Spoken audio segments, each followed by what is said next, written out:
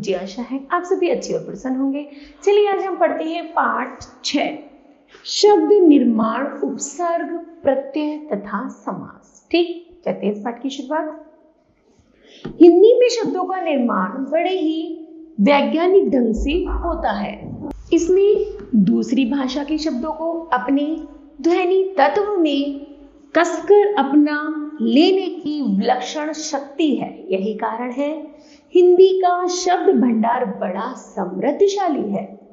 हिंदी में शब्दों की रचना 3 प्रकार से की जाती है। पहला है उपसर्ग के संयोग से, दूसरा शब्दों के अंत में प्रत्यय लगाकर, तीसरा है समास द्वारा। किसी भी प्राणी या पदार्थ से प्राप्त शब्द या वाणी के अनुकरण से शब्दों की रचना की जाती है, जिन्हें हम पुनरुक्त भी कहते हैं। आइए ऐसे उपसर्ग व प्रत्ययों के बारे में जानकारी प्राप्त करें। ठीक है, चलिए पहला है उपसर्ग। खुश जमा बो, शब्द बना खुशबू।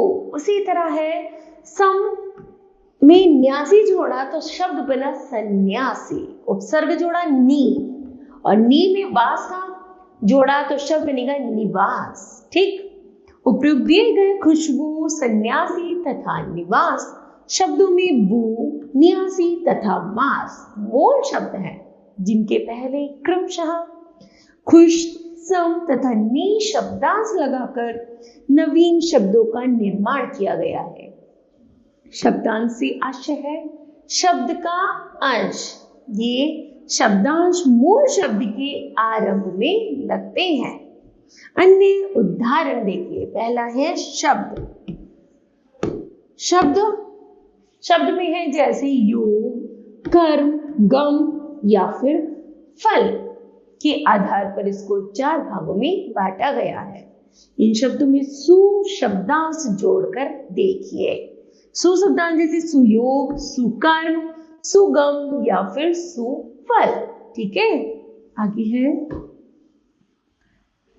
ऊपर दिए गए शब्दों से आप समझ गए होंगे कि मूल शब्द से पहले सु शब्दांश जुड़ने से शब्दों का अर्थ बदल गया है। इस प्रकार ये शब्दांश ही उपसर्ग कहलाते हैं। उपसर्गों का अपना कोई स्वतंत्र अर्थ नहीं होता है, किंतु किसी शब्द या धातु से पहले लगकर ये उसका अर्थ बदल देते हैं। जैसे ज्ञान शब्द के पूर्व में आ उपसर्ग लगा दिया जाए तो यह अज्ञान शब्द बन जाएगा, यानी ज्ञान का विलोम शब्द है अज्ञान।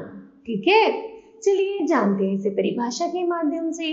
जो शब्दांश मूल शब्दों से पहले जुड़कर उनके रूप तथा अर्थ में परिवर्तन करके नए शब्दों की रचना करते हैं, उपसर्ग कहलाते हैं। हिंदी के अतिरिक्त संस्कृत व उर्दू, फारसी के उपसर्गों से भी नए शब्द बनते हैं। जैसे संस्कृत के उपसर्ग, इन्हें हम तत्सम उपसर्ग कहते हैं। आ से है अभाव, अर्थात असत्य, अज्ञान या फिर अशिक्षा। फिर आ का अर्थ है तप, शब्द बना आजन, आगमन या फिर आकंठ। उसी तरह है अनु का है पीछे या बाद में, जैसे अनुशासन, अनुराग या फिर अनुभव। फिर है अव का है बुरा या हीन, तो नवीन शब्द बना अवतरण, अवशेष या फिर अवगुण। आगे है अति का है बहुत अधिक, शब्द बनता है अत्यंत, अत्यधिक, अति अधिक या फिर अतिरिक्त। आगे है अन का है अभाव, शब्द बना अनुचित, अनादर या फिर अनिच्छा। फिर अधि का अर्थ होता है ऊंची या श्रेष्ठ, शब्द बनता है अधिपति, अधिकरण या फिर अधिनायक। फिर अप का अर्थ है अनुचित, शब्द बनता है अपवाद, अपशब्द या फिर अपमान। फिर अभि का अर्थ है सामने या चारों ओर, शब्द बनता है अभिनय, अभिप्राय, अभिमान। फिर उप का है समान या निकट, शब्द बनता है उपयोग, उपमंत्री या फिर उपनाम। फिर है उत, उत का अर्थ है श्रेष्ठ या ऊंचा, शब्द बनता है उद्योग, उद्घाटन। फिर है प्र, प्र का है आगे या अधिक, शब्द बनता है प्रगति, प्रख्यात या फिर प्रकृति। फिर है परा, परा का अर्थ होता है विपरीत, शब्द बनता है पराक्रम, पराजय या फिर पराभव। फिर है नी या निर, फिर शब्द बना रहित या फिर बिना, शब्द बनता है निर्धन, निर्गुण या फिर निराशा। नी से बना निपुणता या अधिकता, शब्द बनता है निवास, निबंध या फिर निवारण। फिर है दू या दु का है बुरा, शब्द बनता है दुर्घटना, दुर्भाग्य या फिर दुराचार। उसी तरह कु का अर्थ है बुरा, शब्द बना कुकर्म, कुपुत्र या फिर कुपात्र। आगे है वी ने भिन्नता है या फिर विशेषता, शब्द बनता है विदेश, विजय या फिर विनाश। फिर है से का अर्थ है सहित, शब्द बनता है सकल, सहित या फिर सप्रसंग। फिर है सम का अर्थ है अच्छा, संकल्प, संयोग या फिर संभव। फिर है सु का है सहज या शुभ, शब्द बनता है सुकर्म, सुफल, सुयोग। आगे है प्रति का अर्थ है हर एक, सामने या वृद्ध, शब्द बनता है प्रतीक, प्रतिध्वनि या प्रतिरक्षण। फिर है परि का अर्थ है चारों ओर, शब्द बनता है परिक्रमा, परिपूर्ण, परीक्षा आदि। ठीक है, आगे है हिंदी के उपसर्ग। हिंदी के उपसर्ग जैसे अव या ओ का अर्थ है ही, शब्द ना अवनति या अवगुण। अन का अर्थ है अभाव या निषेध, शब्द बनता है अनमोल, अनजान या फिर अनपढ़। आगे है अध का है आधा, शब्द बना अधमरा, अधपका या फिर अधखिला। आगे है नी का शब्द रहित, शब्द बना निकम्मा, निठल्ला या फिर निहत्या। आगे है से का अर्थ है अच्छा या सहित, शब्द बनता है सपरिवार, सकुशल या फिर सपूत।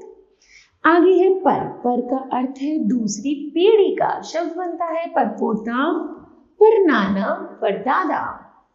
उनका अर्थ है एक कम, शब्द बनता है 59, 29 या फिर 39। आगे है भर से अर्थ बना भरा हुआ, शब्द बनता है भरपेट, भरपूर, भरमार। ठीक है, चलिए आगे है उर्दू फारसी के उपसर्ग। जैसे एन का अर्थ है ठीक या पूरा, शब्द बनता है एन मौका, एन वक्त।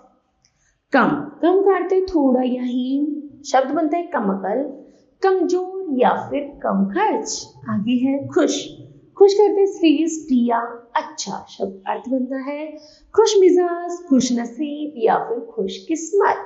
आगे है गैर करते भिन्न, शब्द बनता है गैर सरकारी, गैर हाजिर या फिर गैर कानूनी। आगे है ना करते नहीं, शब्द बनता है नापसंद, नालायक या फिर नासमझ। आगे है बै का है साथ, शब्द बना बदौलत, बनाम या फिर बगैर। बे का है अभाव या बिना, शब्द बनता है बेअदब, बेइज्जत या फिर बेदाग। आगे है बद करते हैं बुरा, शब्द बना बदसूरत, बदनाम, बदकिस्मत। फिर है ला करते हैं बिना, शब्द बनता है लाइलाज, लाजवाब या फिर लावारिस। फिर है हम का अर्थ है साथ या समान, शब्द बनता है हम सफर, हम वतन या फिर हम राज। ठीक है, चलिए बच्चों पढ़ते हैं हम महत्वपूर्ण तथ्य। नवीन शब्दों की रचना के लिए शब्द अथवा धातु से पहले लगने वाले शब्दांश उपसर्ग कहलाते हैं। ठीक है, तो मुझे आशा है बच्चों यह पाठ आपको समझ आया होगा। धन्यवाद।